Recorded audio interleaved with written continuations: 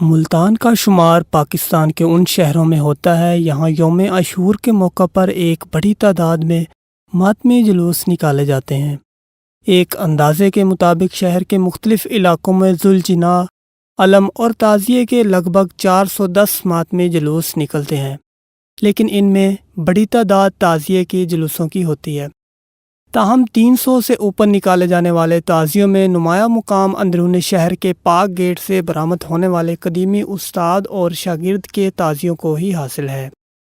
ان میں سے استاد کا تعزیہ 180 سال پرانا بتایا جاتا ہے، جبکہ شاگرد کا تعزیہ بھی اتنا ہی پرانا تھا، لیکن یہ ایک دفعہ گر کر اور دوسری دفعہ جل کر مکمل طور پر تباہ ہو گیا تھا۔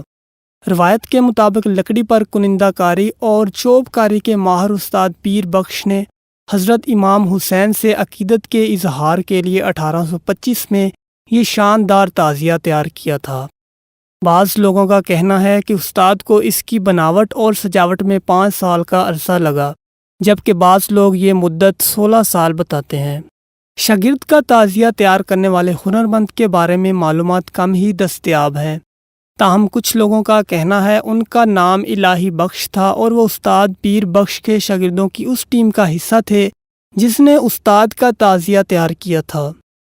کہا جاتا ہے کہ الہی بخش دن میں استاد کے ساتھ کام کرتے اور رات میں ایک خفیہ جگہ پر ویسا ہی تعزیہ بنانے میں جٹے رہتے۔ استاد کے تعزیے کے کچھ عرصہ بعد ہی شاگرد کا تعزیہ بھی تیار تھا، اور یوں ایک لازوال روایت کا آغاز ہوتا ہے جو کم و بیش 2 صدیاں گزرنے کے بعد بھی قائم ہے۔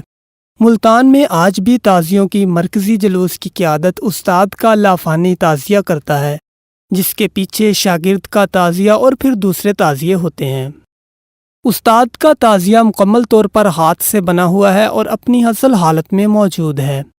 25 فٹ بلند اور 8 فٹ چوڑے اس تعزیے کی 6 منزلیں ہیں، اور ہر منزل کئی چھوٹے بڑے ساگوان کی لکڑی کے ایسے ٹکڑوں سے بنی ہے جو منی ایچر محرابوں، جھروکوں، گنبدوں اور میناروں پر مشتمل ہوتے ہیں۔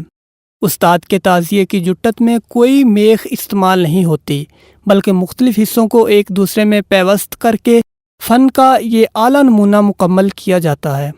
تاہم مرمت کے لیے ماہر کاریگروں کی عدم دستیابی کے باعث استاد کا تعزیہ شکست ریخت کا شکار ہے۔ شاگرد کے تعزیے کی اونچائی بھی 25 فٹ ہے، جبکہ چوڑائی 8.5 فٹ ہے، لیکن شاگرد کا موجودہ تعزیہ اس وقت بنایا گیا جب شاگرد کے تعزیوں کو پراسرار طور پر آگ لگی اور وہ راکھ کے ڈھیر میں تبدیل ہو گیا۔ اس کی بھی 6 منزلیں ہیں، اور استاد کے تعزیے کی طرز پر یہ بھی لاتعداد محرابوں، جھروکوں، گنبدوں اور میناروں پر مشتمل ہے۔ استاد کے تعزیے کی دیکھ بھال آج کل خلیفہ الطاف حسین، جبکہ شاگرد کے تعزیے کی حفاظت غلام محمود کے ذمہ ہے۔ یہ رضاکارانہ ذمہ داری دونوں حضرات وراثتی طور پر نبھا رہے ہیں، اور ان کے بعد ان کی اولاد کو منتقل ہو جائے گی۔ ان سے پہلے ان کے آباء و اجداد یہ فریضہ سر انجام دیتے رہے۔ دونوں خاندانوں کا تعلق سنی فرقے سے ہے۔